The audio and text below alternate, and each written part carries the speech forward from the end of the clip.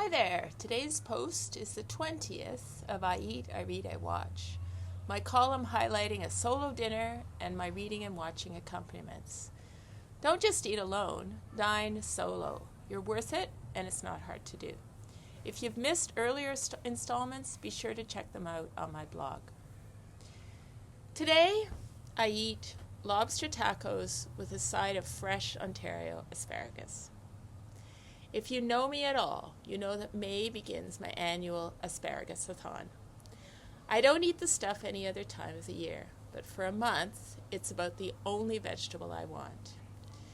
You can join me as I enjoy the bounty of my asparagus-growing friend's farm soon, but for now, I bought some of the green gold at the grocery store.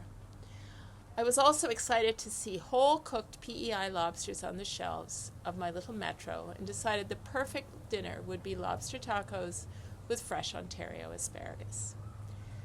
So here's how all that got to the plate.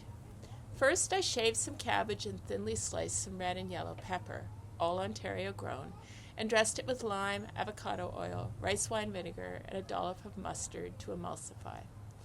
I plucked a few cilantro shoots from my garden for the garnish.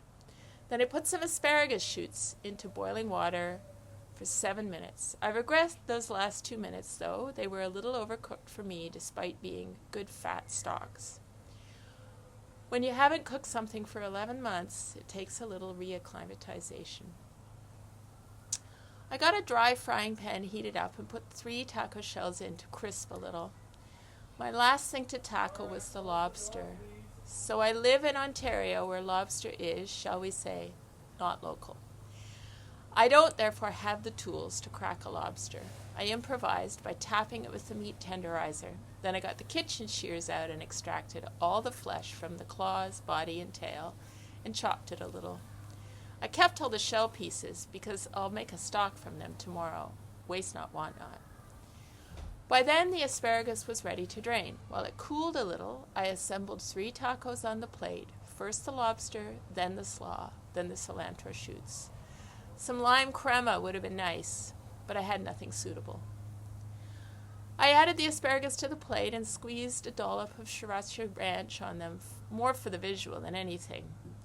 With a dark and stormy rum and ginger beer, this was a perfect gazebo dinner. Prep time, 15 minutes. Origin, Canada, except the lime, which was Mexican, and the taco shells, which regrettably were American.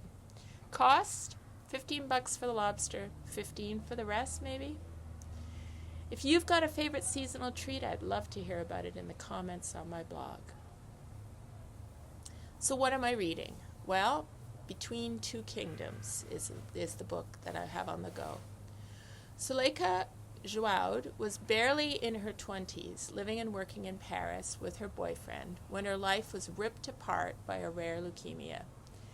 The first part of this book chronicles the devastating symptoms that led to the diagnosis, her long, difficult treatment back home in the States, the toll it took on her relationship, and the new relationship she developed with other young people living with cancer. The writing is soul-bearing without being manipulative. I was enthralled, but was saved the usual stress of worrying about whether she's died. She'd clearly survived to write the book. The second half is a departure. She writes about her challenge to find a place in life after she'd been declared cancer-free in her mid-20s.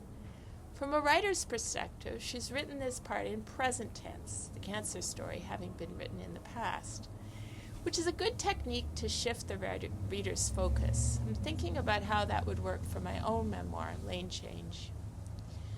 I'll be honest, part 2 is beautifully written and still an interesting story, but it just isn't as engaging for me. I wonder if it's because that's not part of Jack's story, and therefore I can't relate to it in the same way.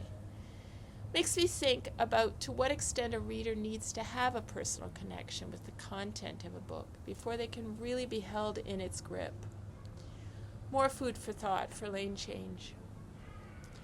If you've got a reading recommendation, I'd love to hear about it in the comments on my website.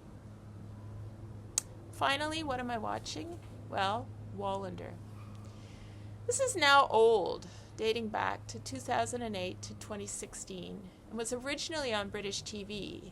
It stars Kenneth Branagh, who competed for every Gen X girl's crush with Hugh Grant, Colin Firth, and the rest of the pack of leading costume drama men of the 80s and early 90s.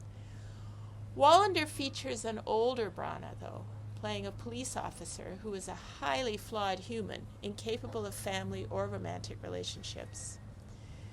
This is the kind of Scandi drama I love best. The murders are grisly, everyone drinks and smokes too much, no one eats meals or does anything other than work. Lead characters end up in comas. Even though it's midsummer and potentially light in many episodes, it always seems dark. I love it. And because this is adapted from a Swedish series based on the novelist Henning Mankell's Kurt Wallander novels, I now have the fun job of seeing if I can find the original series, subtitled of course, so I can continue my fascination. Can recommend. It airs on BritBox. If you've found something worth sharing, add it to the comments on my website. Thanks for watching.